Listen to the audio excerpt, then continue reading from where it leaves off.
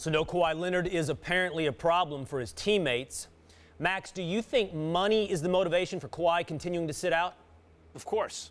I mean, look, let's just take the two possibilities here. Start one. He really is experiencing pain. You know, everyone, just because Tony Parker had a similar injury and came back on a different timetable, doesn't mean Kawhi Leonard's going to respond the exact same way. But people's bodies aren't exactly the same. They don't respond to injury the same or even pain the same way. And so if Kawhi Leonard has $200 million potential dollars on the table, should he rush back because of what? Peer pressure? Because that's what it is. A bunch of people in the room telling you, come on, you need to do this, you need to do this. And he's saying, I'm responding to what my body's telling me. No, I don't need to do that. But why in the long run? If he could help them this year, wouldn't he? Because he has his own life and future and career to think about. So absolutely, he'd be a fool for money not to inform that decision. And then, of course, and by the way, the idea that he's not tough enough or disciplined enough or not enough, a good enough teammate, do you understand?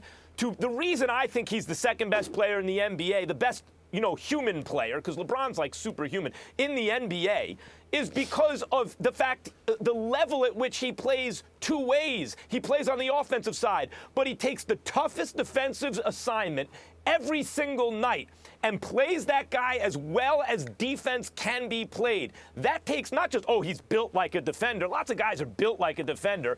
It takes an incredible amount of toughness and mental discipline to make yourself do that all the time on every possession. I wouldn't question Kawhi Leonard's toughness or his sense of being a good teammate or anything like that. So I would look at the injury and how he's responding to it and the fact that he even has to stand up to his teammates, which must be very difficult, to protect his future. And by the way, if you are his teammates, I understand the culture of the Spurs is very important, and that win-now mentality is what kept them going, and I wouldn't question Popovich's, the culture and the tone that he sets.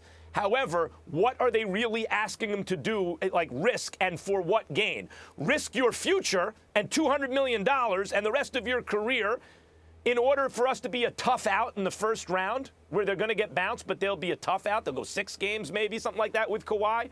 It doesn't make sense. So is it about the money for Kawhi? I think you're damn right it is, and I think it's smart of him. I think you're looking at it all wrong. Even though your conclusion is not off, you're still looking at it all wrong. The fact of the matter is, if you're the San Antonio Spurs and Kawhi Leonard is on the court, you don't think you're going to be one and done, that you're going to be out in the first round. You believe that you're going to challenge for a championship. You have to remember that Kawhi Leonard was having an MVP caliber season last year. He goes down once he gets low-bridged by Jaja Pachulia in the postseason, and Popovich went ballistic because he's talking about, we're up 23 at the time. And you know what? This is supposed to be the best team in the NBA. We think we've got a shot. Well, fast forward to this year. LaMarcus Aldridge has come into the light. He's having an all-star caliber type season. He's averaging 22.7 a game. He's shooting better than 50% from the field. He's been incredibly formidable. So if you look at LaMarcus Aldridge doing what he did, and you're the rest of the San Antonio Spurs, your thinking is, if we have Kawhi Leonard and he can go for us, we can do some damage in these playoffs. So all this noise that they're making about the Houston Rockets, we think we'd have something for them, just like we had something for them last year, which brings us to the situation involving Kawhi.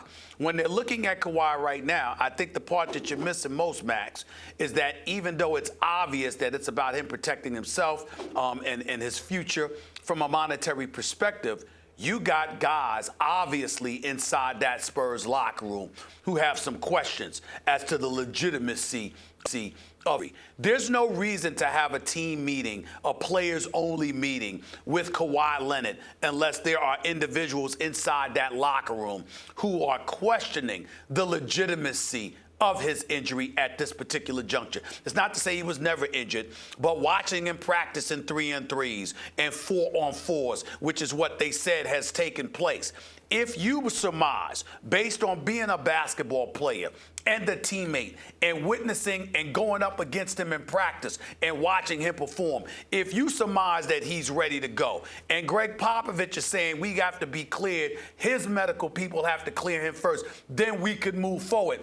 But the team had already indicated that in their eyes, he was ready to go, but he has to get cleared by his own medical people. If you're the players, somebody inside that locker room was looking at him with a raised eyebrow, questioning But the they're not legitimacy Max, of it, Max, and hold that's on. what's Max, going on. Hold on. I want to Max. respond to that, Will. I want to respond to that. But they're not inside his body, number one. They don't Of know course not, what Max. it is. That's number one. Number two is, let's take the case that, in fact, they're right, that they have legitimate concerns because his uncle's steering the ship and he wants Kawhi out of San Antonio because partly his sneaker deal is way under what it should be for a guy of Kawhi Leonard's ability. And listen, he's a finals MVP. He's a champion. By all lights, he's a top 5 player. By mine, he's a top 2 player when healthy in the NBA.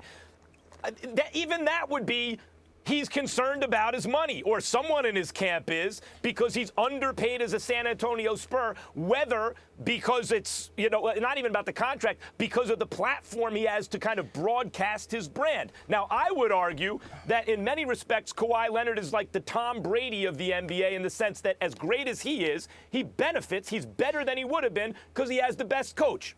Max, the way I feel Max, it's about like Tom Brady. So it would be a mistake for Kawhi to leave. But maybe that's not the way he sees it or his camp sees it right now. Max, you talk about his teammates not being inside of his body, but with all due respect, neither are you. And you're kind of taking Kawhi's side against the entire weight of evidence. On the injury front, and I think we all agree, it doesn't really sound like it's an injury. You've got the organization, the medical staff, the coach, and the teammates who all seem to think Kawhi's ready to play. On the money side, I had Ryan Hollins on the Will Kane show yesterday. He said, guys have learned a lesson from Isaiah Thomas. He's got 200 million reasons this summer not to get back on the court. But his teammates don't read it that way, Max. So it seems to me your debate, Kawhi's debate, is with the Spurs, with his teammates. Because right now it looks like he's quitting on his team.